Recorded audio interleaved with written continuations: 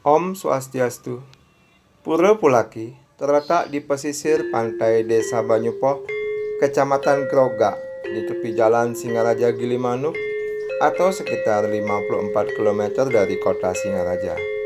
Kondisi jalan yang sudah cukup baik, fauna terkenal pendukung yang sangat menarik adalah adanya kelompok kera dan jalak putih.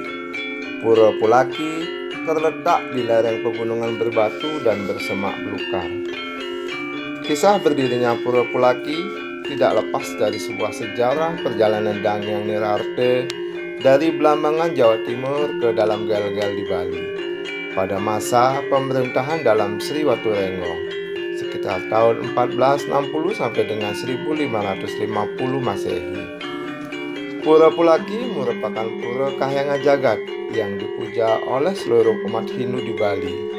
Sejak pemugaran besar-besaran yang dimulai tahun 1984, kini Pura Pulaki sudah tampak megah dan luas serta memungkinkan umat Hindu untuk melakukan persembahyangan bersama dengan leluasa.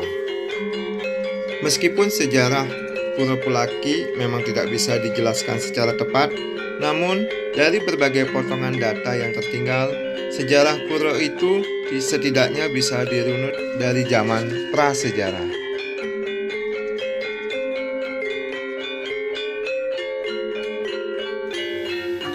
Pura Pulaki Buleleng juga dikenal sebagai tempat moksah Empu Istri Ketut atau Sri Padmi Kaniten yang merupakan istri dari Danghyang Nirarte.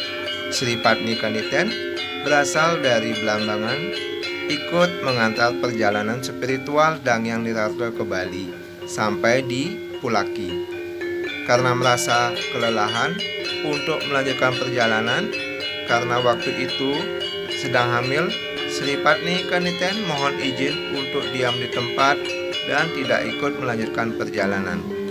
Danghyang Nirarte memberikan izin yang akhirnya istri beliau menetap dan moksah di Pura Pulaki yang disembah sebagai Betari Dalem Ketut.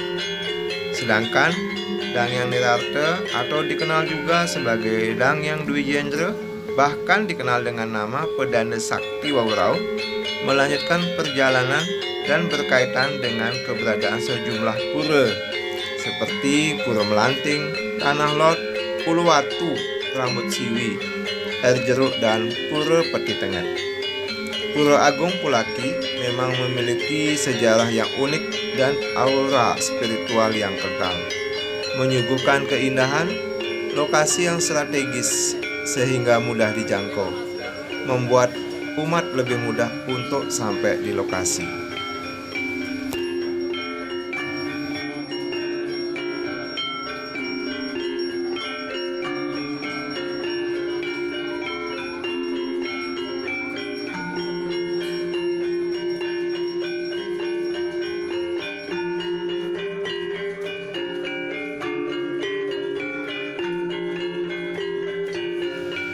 Jadi, bisa diketahui bahwa Pura Agung Pulaki Buleleng selain untuk menyembah kemahakuasaan Tuhan dengan segala manifestasinya, maka pura ini juga tempat stana dari Danghyang Biang Sri Padmi Kaniten atau Ide Betari Dalam Ketut Pulaki yang merupakan istri dari Danghyang Nirarte.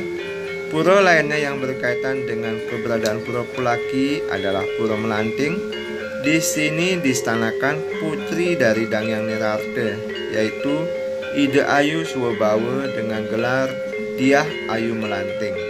Kemudian Pura Kertekawat, tempat stana putra beliau, yaitu Ide Bagus Bajra atau dengan gelar Ide Betara Kertaning Jagat atau Ide Betara Hakim Agung. Untuk diketahui, Piodalan ataupun puja wali di Pura Pulaki Buleleng dilakukan setiap setahun sekali, yaitu tepatnya pada Purnama Kapat. Sedangkan Pura Melanting sehari setelah Purnama Kapat dan Pura Kertekawat adalah 2 hari atau pengelong kalih setelah Purnama Kapat. Jika hendak melakukan persembahyangan di Pura Pulaki, Banten persembahan dijaga dengan baik karena kera di sini tergolong agak nakal dan sering menyambar Banten bawaan umat. Untuk itulah tempat persembahyangan atau pelinggih dipagari dengan jaring kawat, sehingga sarana upakara tidak diganggu kera.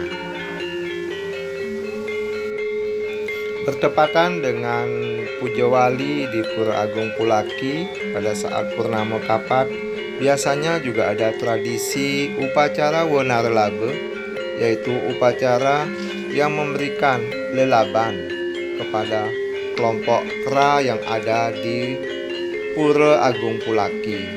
Ini adalah sebagai salah satu bentuk untuk menghormati perjanjian ketika Danyang Nirarte melakukan perjalanan dulu dengan dibantu oleh kawanan kera. Perjanjian inilah tetap berlaku hingga saat ini.